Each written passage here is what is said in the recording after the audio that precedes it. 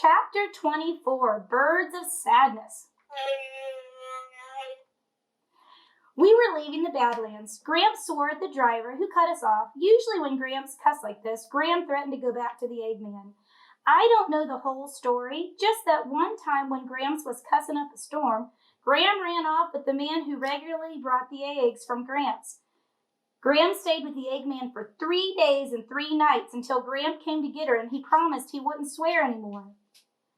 I once asked Gram if she really would go back to the Eggman if Gramp cussed too much. She said, "Don't tell your grandfather." But I don't mind a little cussing. Besides, that Eggman, he snored to beat the band.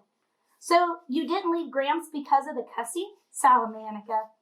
I don't even remember why I did that. Sometimes, in your heart you love someone, but you have to go away before you can get your head to figure it out.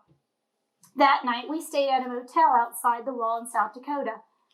They had one room left with only one bed in it, but Gramps was tired, so he said it would do.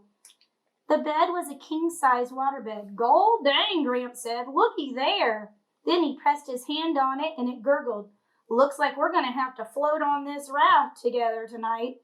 Gram flopped down on the bed and giggled. "Huzza, huzza," she said in a raspy voice. She rolled into the middle. "Huzz, huzz." I lay down next to her, and Gramps tentatively sat down on the other side. "Whoa," he said. "I do believe this thing's alive." And the three of us lay there sloshing around as Gramps turned this way and that. "Gold darn," he said. Tears were streaming down Gramps' face. She was giggling so hard. Gramps said, "Well, this ain't our marriage bed." That night I dreamed I was floating down a river on a raft with my mother. We were lying on our backs and looking up at the sky. The sky moved closer and closer to us.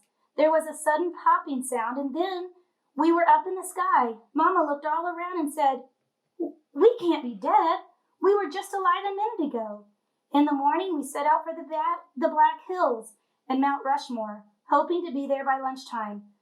No sooner were we in the car than Gramps said, "So, what happened to Peebee's mother? Did Peebee get any more of those messages?" "I hope everything turned out all right," Gram said. "I'm a little worried about Peebee." On the day after Phoebe showed her father the suspicious spots and the unidentifiable hair strands, another message appeared. "You can't keep the birds of sadness from flying over your head, but you can keep them from nesting in your hair." Phoebe brought the message to school to show me. The lunatic again. If he has already kidnapped your mother, why would he still be leaving messages? They're clues. At school, people kept asking Phoebe about her mother's business trip to London. She tried to ignore them, but it wasn't always possible. She had to answer sometimes. When Megan asked Phoebe what sights her mother had seen, Phoebe said, "Buckingham Palace." "Of course," Megan nodded knowingly. "And Big Ben." Phoebe was struggling. Shakespeare's birthplace? "But that's in Stratford on Avon," Megan said. "I thought your mother was in London." "Stratford is miles away. Did she go there on a day trip?" "Yes, she did. She went on a day trip." Phoebe couldn't help it. She looked as if the whole family of birds of sadness were nesting in her hair.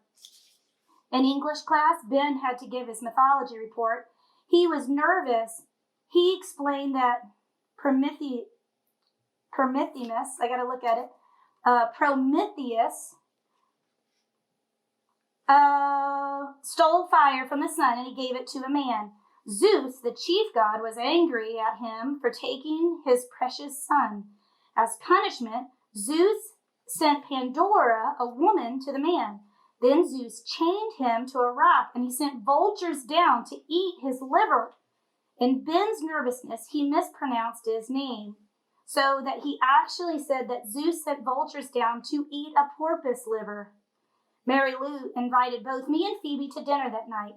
When I phoned my father, he did not seem to mind, and I knew he wouldn't. All he said was, "That'll be nice for you, Sal. Maybe I'll go over to Margaret's." May the 4th be with you. To the Eggman. I don't...